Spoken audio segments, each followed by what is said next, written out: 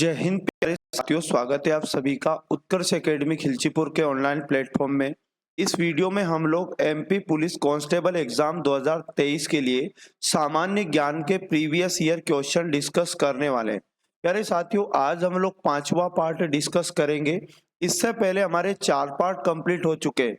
यदि आप लोगों ने बाकी के पार्ट नहीं देखे तो आप प्लेलिस्ट आपको मिल जाएगी, जहां जाकर बाकी के पार्ट भी देख सकते हैं। पहले साथियों, इस वीडियो की खास बात यह है कि इसमें प्रीवियस ईयर क्वेश्चन तो लिए ही गए, लेकिन उनसे रिलेटेड जितने भी इम्पोर्टेंट क्वेश्चन आपकी एग्जाम में 2023 में बन सकते हैं, वे सारी चीजें भी इसमें डिस्कस करेंगे। और 2023 से रिलेटेड करंट अफेयर्स के कुछ क्वेश्चन भी जो पिछली बार क्वेश्चन एग्जाम में पूछे गए थे, उन पर आधारित 2023 के करंट अफेयर्स की भी हम लोग इस वीडियो में बात करेंगे। एक भी क्वेश्चन को बिना स्किप किए पूरे वीडियो को ध्यानपूर्वक देखना है। इस क्लास का पीडीएफ आप प्रतिदिन हमारे टेलीग्राम से डाउनलोड कर सकते हैं। टेलीग्राम का लिंक आपको इस वीडियो के डिस्क्रिप्शन में मिल जाएगा।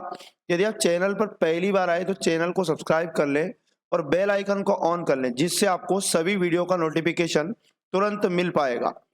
आज का पहला क्वेश्चन है हमारे पास, किन जिलों से कर्क रेखा नहीं गुजरती है? इसका राइट आंसर आपको याद रखना है, इंदौर और बालाघाट दोनों जिलों से कर्क रेखा नहीं गुजरती है। बाकी जो जिले आपको ऑप्शन में दिखाई दे रहे हैं, इन सभी जिलों से कर्क रेखा गुजरती है। कर्क रेखा भारत में, याद रखिएगा, टोटल 8 राज्यों से होकर गुजरती है।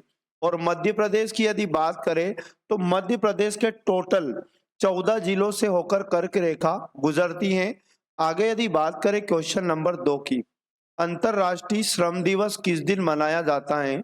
इसका राइट आंसर आपको याद रखना है 1 मई। ऑप्शन नंबर ए इसका करेक्ट आंसर हो जाएगा। 1 मई को अंतरराष्ट्रीय श्रम दिवस के रूप में मनाया जाता है।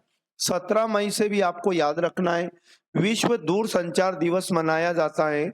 और 5 जून को तो आप सभी जानते होंगे विश्व पर्यावरण दिवस के रूप में मनाया जाता है। और 10 दिसंबर की यदि बात करें तो अंतरराष्ट्रीय मानवाधिकार दिवस के रूप में मनाया जाता है। क्वेश्चन नंबर 3 है हमारे पास, भारत में पहले एशियाई खेलों का आयोजन किया गया था। तो भारत में पहले एशियाई खेलों का आयोजन 1951 में किया गया था। ऑप्शन नंबर सी इसका बिल्कुल राइट आंसर हो जाएगा। और अगर एग्जाम में पूछ ले कि 1951 में भारत में पहले एशियाई खेलों का आयोजन कहाँ किया गया था, तो भारत के नई दिल्ली में इनका आयोजन हुआ था। तो ये जानकारी भी आपको याद रखना है। क्वेश्चन नंबर 4 है हमारे पास, उदयगिरी गुफाएं कहाँ स्थित हैं? तो वेरी मोस्ट और इम्पोर्टेंट क्वेश्चन है। उदयगिरी की गुफाएं, याद रखिएगा, विदिशा में स्थित है। ऑप्शन नंबर ए इसका करेक्ट आंसर हो जाएगा। उज्जैन की गुफाएं भी आपसे एग्जाम में पूछ सकता है। तो उज्जैन में, याद रखिएगा, राजा भर्तहरि की गुफाएं स्थित है। आगे यदि बात करें क्वेश्चन नंबर 5 की, सिखों के तीसरे गुरु कौन थे? तो इसका राइट आंसर आपको याद रखना है गुरु अमरदास। गुरु अमरदास सिखों के तीसरे गुरु थे। ऑप्शन नंबर डी बिल्कुल करेक्ट आंसर हो जाएगा। अच्छा, गुरु अर्जुन देव के बारे में अगर पूछ ले कि ये सिखों के कौन से गुरु थे, तो गुरु अर्जुन देव सिखों के 5वें गुरु थे। और उसके बाद गुरु अंगद से यदि बात करें तो गुरु अंगद सिखों के दूसरे गुरु थे। और उसके बाद गुरु गोविंद सिंह सिखों के 10वें और अंतिम गुरु थे। इस प्रकार इसका right answer option number D हो जाता है। क्वेश्चन नंबर 6 हमारे पास है, NH40A नेशनल हाईवे 47A जो कुंडनूर से प्रारंभ होता है, भारत में सबसे छोटा राजमार्ग है। तो इंपॉर्टेंट क्वेश्चन की बात तो ये हो जाती है कि भारत में सबसे छोटा राजमार्ग कौन सा है? तो नेशनल हाईवे 47A। इसकी लंबाई क्या है? तो इसका राइट आंसर आपको याद रखना है 6 किलोमीटर। ऑप्शन नंबर डी इसका बिल्कुल सही जवाब हो जाएगा। अब एग्जाम में अगर पूछ ले कि भारत का सबसे लंबा राष्ट्रीय राजमार्ग कौन सा है, तो आपको NH44 आपको याद रखना है। और NH44 की लंबाई आपको याद रखना 3745 किलोमीटर इसकी लंबाई है। और याद रखना ये उत्तर में श्रीनगर से होकर दक्षिण में कन्याकुमारी तक जाता है। क्वेश्चन नंबर 7 है, भारतीय रिजर्व बैंक का मुख्यालय कहाँ स्थित है? तो राइट आंसर आपको याद रखना है मुंबई। भारतीय रिजर्व बैंक का मुख्यालय मुंबई में है। ऑप्शन नंबर 20 का करेक्ट आंसर हो जाएगा। अब एग्जाम के अंदर भारतीय रिजर्व बैंक की स्थापना कब हुई यदि पूछा जाए तो 1 अप्रैल और 1935 डेट आपको याद रखना है, भारतीय रिजर्व बैंक की स्थापना की गई थी। आगे यदि बात करें क्वेश्चन नंबर 8 की, तो केंद्र सरकार के सभी मंत्रियों की नियुक्ति किसके द्वारा की जाती है? तो केंद्र सरकार के सभी मंत्रियों की नियुक्ति भारत के राष्ट्रपति के द्वारा की जाती है। ऑप्शन नंबर 20 का सही जवाब आपको याद रखना है। क्वेश्चन नंबर 9 है हमारे पास, पगारा बांध इस जगह स्थित है। क्वेश्चन आईएमपी है, तो याद रखिएगा पगारा बांध, याद रखिएगा मुरैना में स्थित है, मध्य प्रदेश के मुरैना में। ऑप्शन नंबर ए इसका करेक्ट आंसर हो जाएगा। एग्जाम में पूछ ले कि पगारा बांध किस नदी पर बनाया गया, तो इस नदी का नाम याद रखना है, मुरैना में आसन नदी पर यह स्थित है पगारा बांध।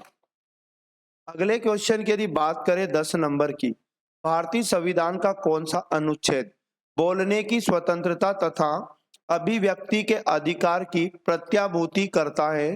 तो आपका सही जवाब हो जाएगा ऑप्शन नंबर डी, अनुच्छेद 21 में बोलने की स्वतंत्रता तथा अभिव्यक्ति के अधिकार की प्रत्याभूति से रिलेटेड अनुच्छेद 21 है।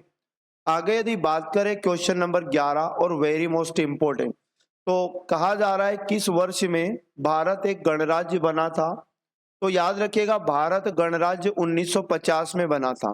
Option number B correct answer याद रखना है। 1956 डेट भी आपके लिए इंपॉर्टेंट हो जाती है।